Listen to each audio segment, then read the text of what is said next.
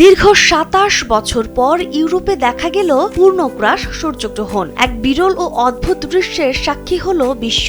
স্পেনেও প্রায় ১২১ বছর পর প্রথমবারের মতো দেখা গেল এই পূর্ণগ্রাস সূর্যগ্রহণ। উত্তর আটলান্টিক থেকে শুরু হওয়া এই সূর্যগ্রহণ কেবল আকাশের বুক থেকে আলোই ছিনিয়ে নেয়নি, বরং প্রকৃতির চিরন্তন সৌন্দর্য আর ভূমধ্য সাগরের তীরে দাঁড়িয়ে থাকা হাজারো মানুষের অনিশ্চিত জীবনের গল্পকে মিলিয়ে দিয়েছে এক অদ্ভুত বিন্দুতে। ব্রিটিশ সংবাদ মাধ্যম বিবিসি সহ সব আন্তর্জাতিক গণমাধ্যমও ফলাও করে প্রচার করেছে মহাজাগতিক এই দৃশ্য। মহাজাগতিক এই গ্রহণটির গতিপথ ছিল বেশ ব্যতিক্রমী। জীবন অবাক না করলে কে করবে? 28% মিল্ক ফ্যাটের অবাক করার সাথে ফ্রেশ মিল্ক পাউডার। জীবন অবাক করুক প্রতিদিন। নাসার তথ্য অনুযায়ী সাধারণত সূর্যগ্রহণ পশ্চিম থেকে পূর্ব দিকে গেলেও এটি অদ্ভুতভাবে উত্তর থেকে দক্ষিণমুখী পথ অনুসরণ করে এবং সুমেরু অঞ্চল থেকে শুরু হয়ে স্পেনের দিকে বাঁক নেয়। উত্তর আটলান্টিক মহাসাগর থেকে শুরু হয়ে গ্রিনল্যান্ড, আইসল্যান্ড, উত্তর রাশিয়া, পর্তুগাল এবং স্পেনের উত্তর ও ভূমধ্য সাগরীয় অঞ্চল অতিক্রম করে এটি।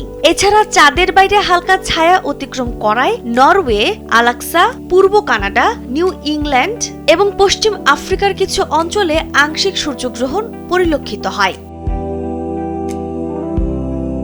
পূর্ণগ্রাস সূর্যগ্রহণ কিভাবে ঘটে? চাঁদ যখন সরাসরি পৃথিবী ও সূর্যের মাঝখানে চলে আসে এবং সূর্যকে সম্পূর্ণরূপে আড়াল করে দেয়, তখন পূর্ণগ্রাস সূর্যগ্রহণ ঘটে। এর কেন্দ্রীয় ছায়াকে আমুদ্রা বলা হয়। নাসার মতে সাধারণত সূর্যগ্রহণ পশ্চিম থেকে পূর্বে গেলেও এটি অস্বাভাবিকভাবে উত্তর থেকে দক্ষিণমুখী পথ অনুসরণ করে সুমেরু অঞ্চল থেকে শুরু হয়ে স্পেনের দিকে যায়। গ্রহণ চলাকালীন আকাশ ক্ষণিকের জন্য অন্ধকার হয়ে যায় এবং সূর্যের সাধারণত লুকোনো বাইরের বায়ুমণ্ডল দৃশ্যমান হয়। স্পেনের সবচেয়ে বড় দর্শক গোষ্ঠী ছিল, যেখানে প্রায় ১.৫ কোটি মানুষ ভূপৃষ্ঠ থেকে এটি প্রত্যক্ষভাবে দেখে। এছাড়া ৩৩,০০০ ফুট উঁচুতে ইবেরিয়ার বিশেষ ফ্লাইটে বিজ্ঞানীরাও এটি সরাসরি পর্যবেক্ষণ করেন। অন্যদিকে স্পেনের উত্তর আফ্রিকার ছিটমহল সিউটাতে আটকে থাকা অভিবাসীরাও ভূমধ্য সাগরের উপর এই দৃশ্য দেখেন।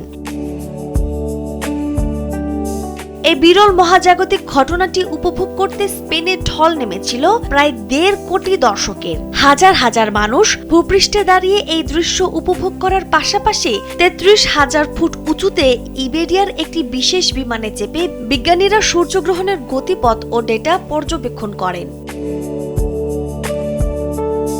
একদিকে প্রকৃতির অলৌকিক রূপ, অন্যদিকে বাস্তুচ্যুত মানুষের নিদারুণ বাস্তব সত্য দুয়ের মেলবন্ধনে ইউরোপের এই সূর্যগ্রহণ হয়ে রইল ইতিহাস ও আবেগের এক চিরস্মরণীয় দলিল। নাজমুন নাহার উসবা, কালবেলা।